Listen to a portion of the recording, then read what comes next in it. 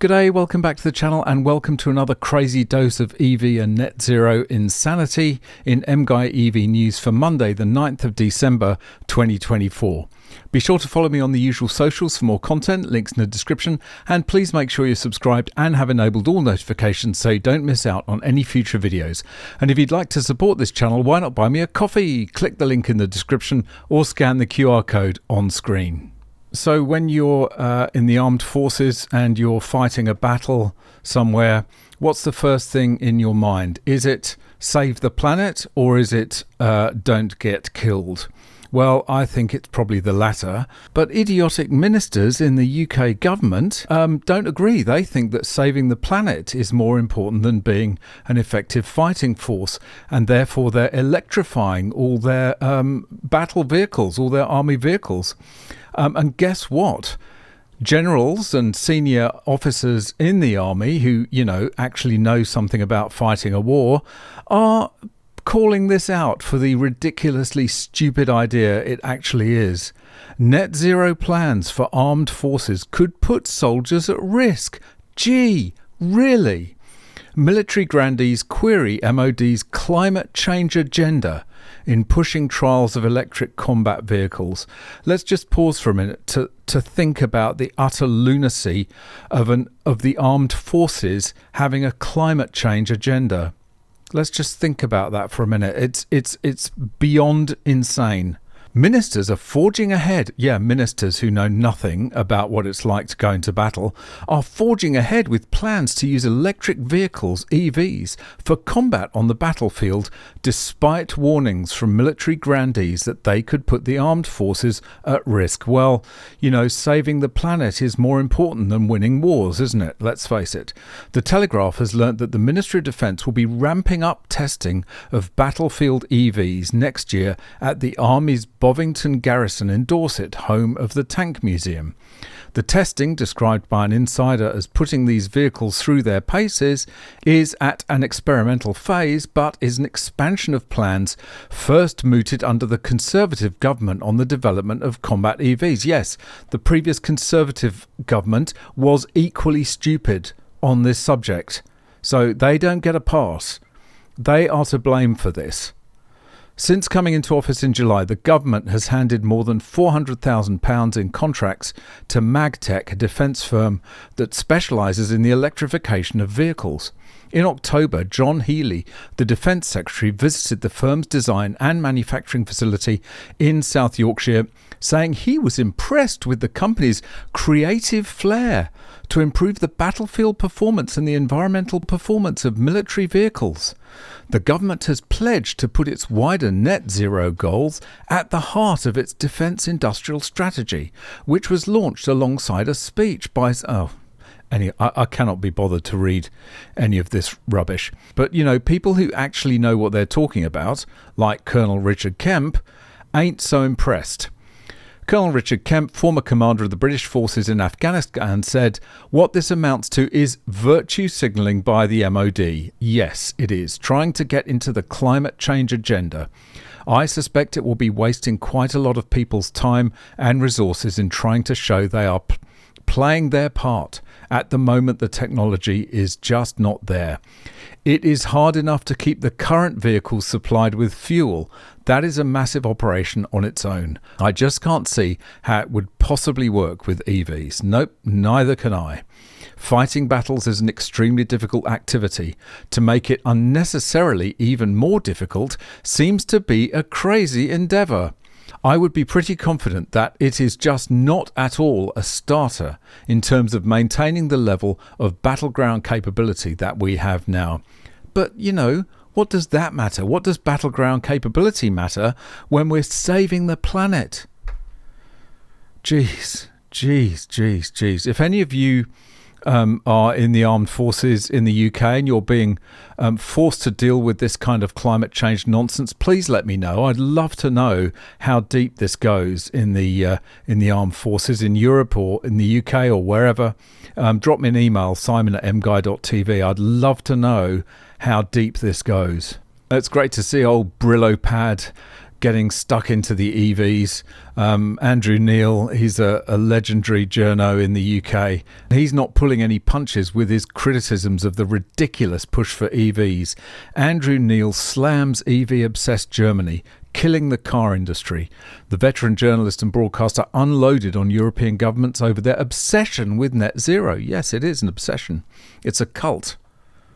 Andrew Neil warned that net zero targets could spell disaster for the auto sector as workers protest factory closures in Germany.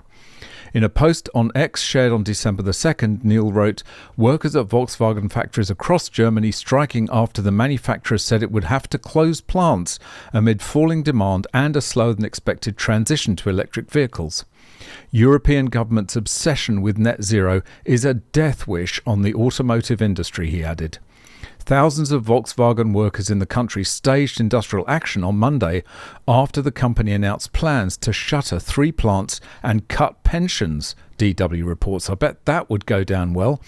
18 billion euros in budget cuts are planned, including major changes to its pension plan as well as the plant closures.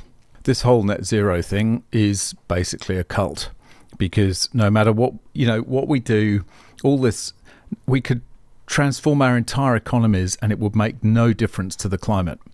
None whatsoever. It's all just, we've got to be seen to be doing something to save the planet. It's been here 4.5 billion years.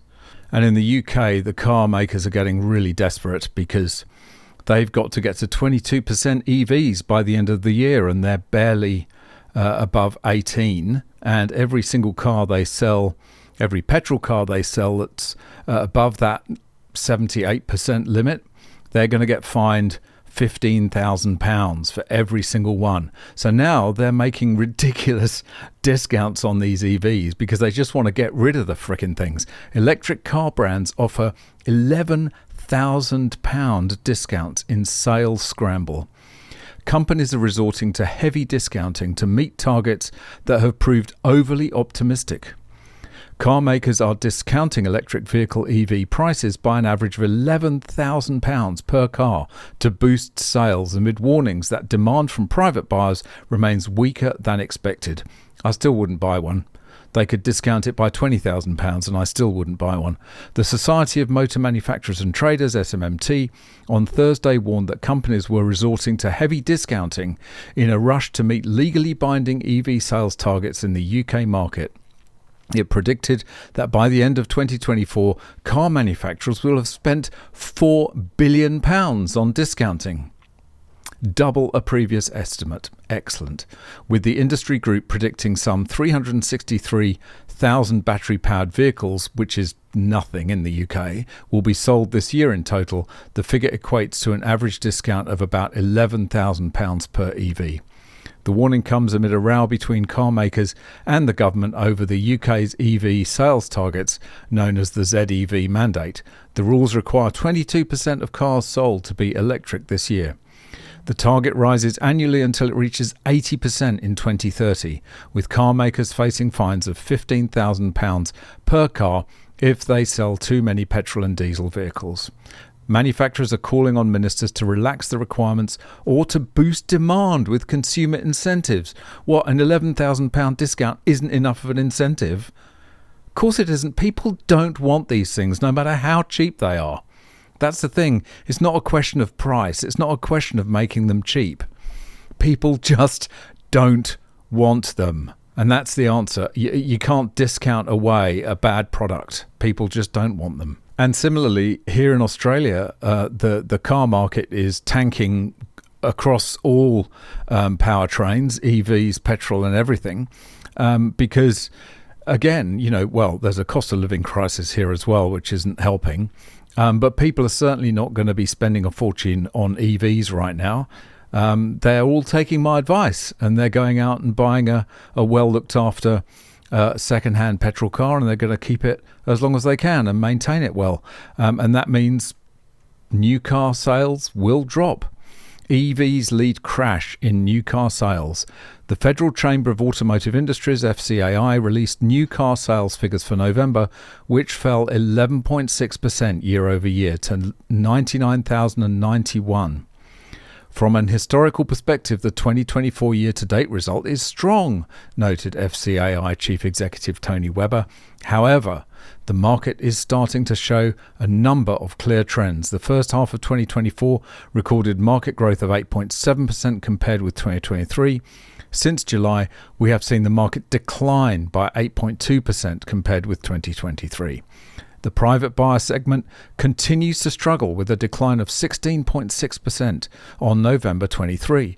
This follows falls of 14.2% in October, 17.2% in September, and 15.9% in August. This is a disturbing trend which illustrates how cost of living pressures are impacting households, noted Webber. The data showed a clear consumer shift from battery electric vehicles EVs towards hybrids. The Australian experience with EVs is similar to many major markets overseas, such as Europe, New Zealand and the USA, noted Webber. Car makers are responding to regulatory settings that mandate an increase in the number of zero-emissions vehicles by introducing new products. However, consumers remain cautious about making the shift to pure EVs and instead are purchasing hybrid or plug-in hybrid vehicles, he said. The Australian energy market operator AEMO recently lowered its forecast for battery EV adoption over the next decade from 7 million to 4 million units, and it will go far lower than that, believe me. A recent McKinsey Mobility Consumer Survey shows that 49% of Australian EV owners are very likely to return to ICE vehicles. Yes, because they're impractical, inconvenient, they depreciate like a plummeting hippopotamus. They're more expensive to run, more expensive to insure. As it says here, EVs are generally more expensive to insure because the battery pack creates more complexity for repairers. Oh, but EVs are so simple, they say. Many EV-specific parts need to be imported from overseas, and there are fewer qualified smash repairers for electric cars, compare the market's economic director David Cox said. Several major global vehicle manufacturers have reduced EV manufacturing due to weak customer demand and slowing global sales. The truth is that battery EVs are not ready for widespread adoption. Battery EVs continue to be excessively expensive, lack quick and convenient charging options, have a short range, especially on highways without regenerative braking or when heavy heating or air conditioning is required, incur high insurance and repair costs, and experience dramatic price depreciation on resale. Here is all I can say to that. This guy has got it 100% correct. And Australia is probably the worst place on earth to have an EV because the distances are so huge. We've got to have a distributed electricity grid if we're going to have charging points that will need tens of megawatts of power to charge cars quickly in the middle of absolutely nowhere. Good luck, making a profit on an EV charging station in a place like that, quite frankly. And this is a tragic story, but again, it's stuff that I've been saying. Tesla and other autonomous vehicle manufacturers have been testing their products on the general public, on public roads. They're not ready to be released into the wild. And so this is the kind of thing that happens when products that are not ready to be released and are not fully tested end up in the hands of people who think they are a finished product.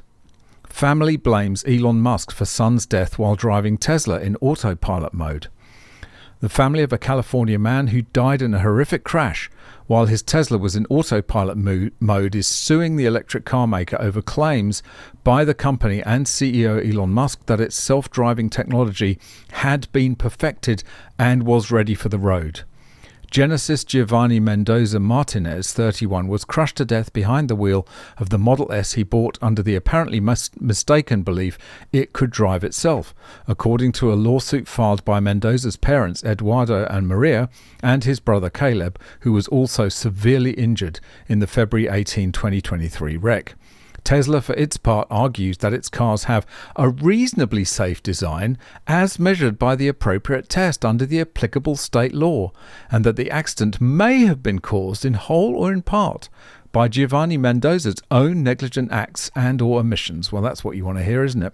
No additional warnings would have or could have prevented the alleged incident, the injuries, losses and damages alleged. The company responded in a court filing rebutting the family's claims. The US government has blasted Tesla for overstating claims about its car's self-driving abilities, with Transportation Secretary Pete Buttigieg among the harshest critics. Attorney Brett Schreiber, who is representing the Mendoza family, told The Independent, "This is yet another example of Tesla using our public roadways to perform research and development of its autonomous driving technology." Absolutely correct. The injuries suffered by the first responders and the death of Mr. Mendoza were entirely preventable. What's worse is that Tesla knows that many of its earlier model vehicles continue to drive our roadways today with this same defect, putting first responders and the public at risk. Schreiber said Tesla puts cars on the road with an autopilot feature he described as ill-equipped to perform, and that instead of announcing a recall to correct problems, the company simply releases new software and calls it an update. It's this rush of pushing product out that is not really ready for prime time, Schreiber said. Well, I'm afraid I have to agree with a lot of that, because no matter how good Tesla claims the autopilot and autonomous driving is, it is still far more dangerous than a human. It has a different kind of danger. A human is far more likely to avoid absolutely catastrophic situations that even autonomous vehicles cannot or do not avoid, or they miss.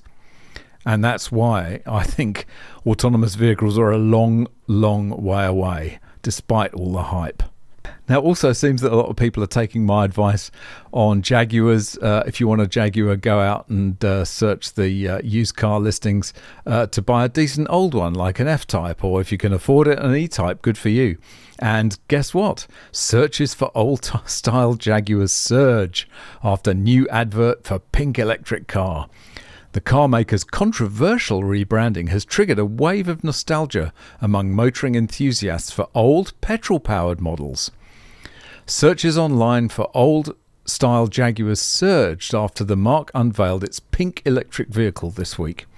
Jaguar's controversial rebranding triggered a wave of nostalgia among motoring aficionados for old petrol-powered models, according to used car sales website Auto Trader. Older Jaguars made up 2 of the top 3 most viewed types on the website over the past week, amid a surge in people looking up adverts for petrol-powered models. Just more than 1.3 million people viewed adverts for second-hand Jaguars last week, compared with 1.25 million in the previous week, a jump of 5% or 64,000 viewers. Erin Baker, a spokesman for Auto Trader, said a spike in consumer interest shows drivers are keen to see what they can still get their hands on from the Jaguar they have always known.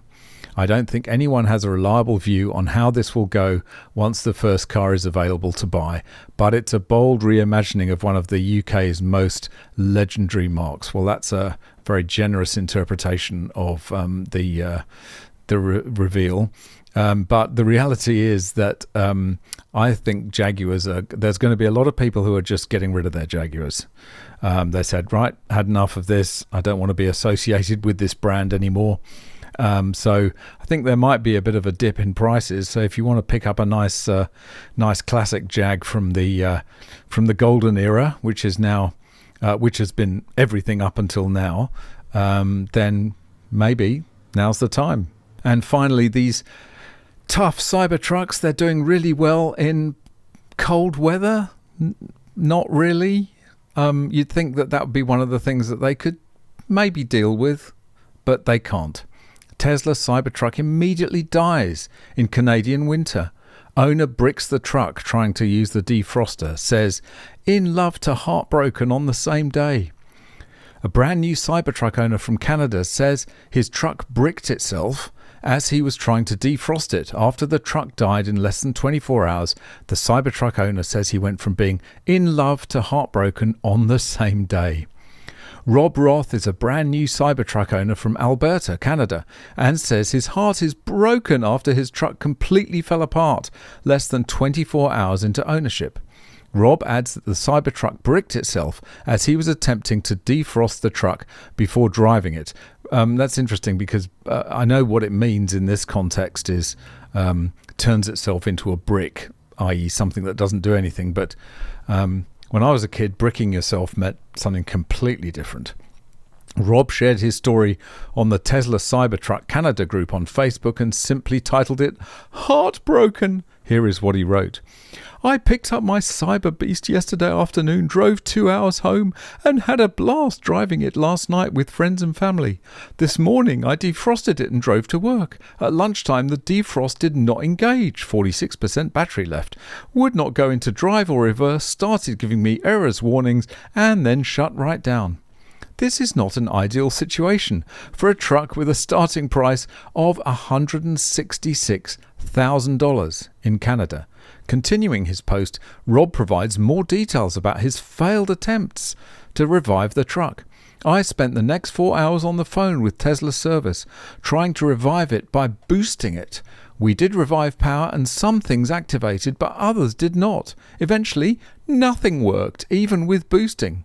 I went back to meet the tow truck driver and we were able to get some power with boosting again. Maybe it's because we boosted frunk again, I don't know, and got it in some sort of emergency mode and I was able to limp drive it onto the tow truck. Well, if this doesn't put you off ever buying a Cybertruck, I do not know what will. All right, that's it for this one. Thanks very much for watching. Really hope you enjoyed it. See you in the next one. Bye for now.